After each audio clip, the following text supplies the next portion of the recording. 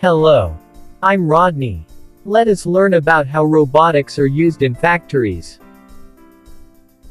The first digitally operated and programmable robot was invented by George Devol in 1954 and was ultimately called the Unimate. This ultimately laid the foundations of the modern robotics industry. In 1939, Devol applied for a patent for proximity controls for use in laundry press machines, based on a radio frequency field. This control would automatically open and close laundry presses when workers approached the machines. Once the World War II began, Devol was advised by the Patent Office that his patent application would be placed on hold for the duration of the conflict.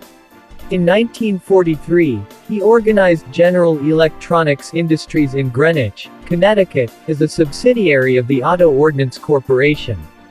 Then in 1946 he applied for a patent on a magnetic recording system for controlling machines and a digital playback device for machines.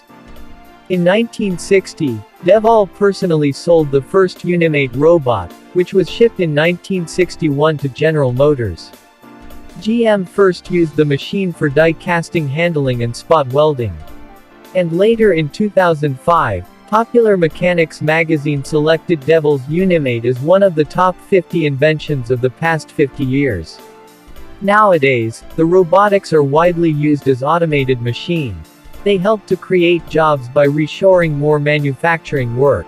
Robots protect workers from repetitive, mundane and dangerous tasks, while also creating more desirable jobs, such as engineering, programming, management and equipment maintenance. The largest robotic company, for example, Yaskawa, the leading robotics and automation company with good exposure to China, Far East manufacturing in Japan.